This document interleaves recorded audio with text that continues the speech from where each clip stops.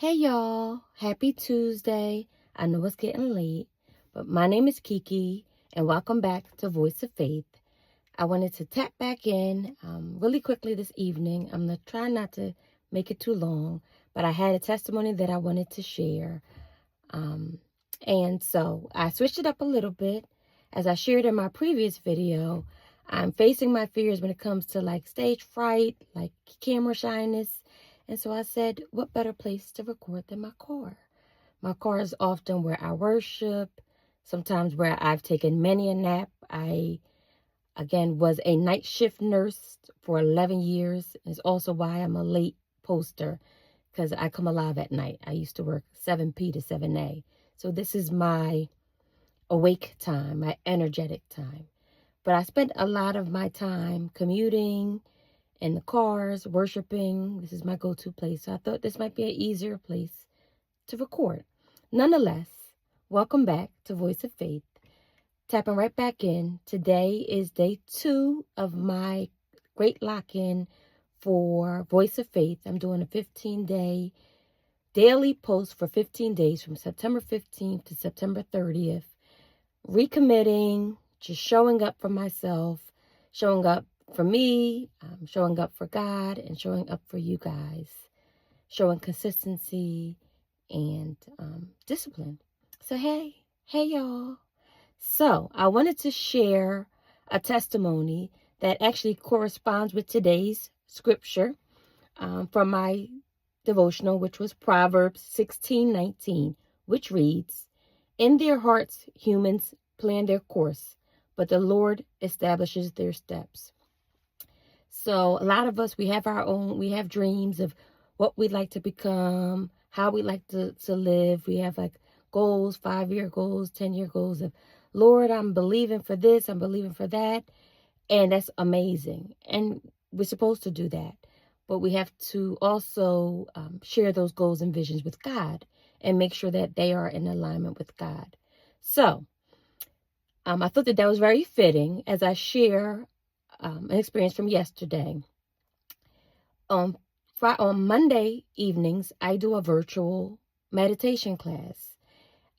I've been doing meditation and sound bowl healing for a year now, actually September of 2024. So this month actually marks a year. It's my 1-year anniversary. And it's been instrumental in helping me heal, helping me be still, helping me ground, and just be present. What I shared in a previous video, this time actually, last year, actually, same month, I was diagnosed with vocal cord nodules, which is AKA also called singer's nodules. It's usually something that's commonly diagnosed in singers, but I actually had a remote telephonic RN health coach job. So I was talked on the phone for 8 hours a day, and I became hoarse. I went out on short-term disability. I had no voice, and unbeknownst to me, I had vocal cord nodules that was diagnosed at the ear, nose, and throat. And so nothing that requires surgery, but it's caused by vocal strain. They said the strain of the job, talking 8 hours on end, 5 days a week, became excessive and caused vocal strain. And so I also shared that part of the treatment was me doing speech therapy. I did every week from September through December. I'm still in speech therapy about every month or two, where they gave me vocal exercises. They told me to drink teas and different herbal remedies that help soothe my throat, which I still do. And that got me into kind of establishing my own apothecary, which I'll share more of that later. And it told me to be still, be present, and kind of to rest physically and vocally, which is something that I struggle to do. I was a travel nurse. I'm a single mom, always on the go, on the go, on the go. And part of the required homework or treatment was, Kiki, you have to rest. Physically rest and vocally rest. So I had to put my phone on do not disturb. I had to text instead of talk. And I had to do things differently than I had normally done. And that caused a lot of issues. Family who was used to talking to me, calling me when I had to put my phone on Do Not Disturb. A lot of them took offense to it. And that's another topic for another class. But nonetheless, I stumbled upon this sound bowl healing and meditation class on Instagram. I was happy to realize that they were in the tri-state area, so they actually do sessions in Delaware, Jersey, and Pennsylvania. They do Monday sessions virtually from 8 to 9:30. You tune in. And then they do an in-person session once a month throughout all 3 states, which has been instrumental. I've met some amazing people. And doing this meditation class for a year now has been instrumental in helping me to heal and, again, be present. So yesterday I tapped back into the Monday class, which I had missed for a while. I had taken a break from it because I felt like I end up having a lot of things come up on Mondays at 8 that conflicted. So I hadn't been able to participate in a while. So I was like, let me tap back in. So I did it virtually, and it was amazing. I love it, and it makes me feel more in tune with my body and more present, and the breathing techniques and everything really soothed me and relaxed me and make me feel centered and grounded. But one thing in particular that was amazing was they often do guided meditation at the end, where it's 2 instructors that actually a married couple, amazing couple. The woman is actually a retired chaplain, so they feel like family.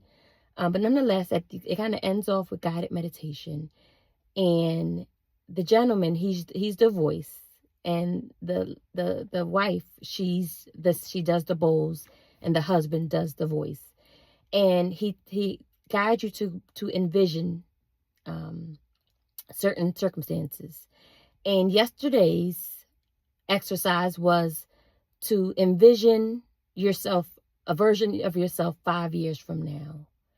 And in doing so, where are you at? Who are you with? What are you doing? What does it feel like? What does it smell like? What does it sound like?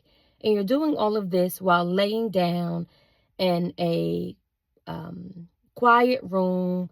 I had a face mask on. I had my headphones on. I'm listening to my headphones. And they want you to be in a state of relaxation as you're doing these exercises. So I envisioned myself 5 years from now, successful, millionaire, I'm claiming it. I'm happy, married, at peace, joyful, excited, and I'm on a yacht with my husband. And we're on the yacht, and we're looking out on the water, and the sun is setting, and we're just looking around of all of God's goodness, all of God's glory.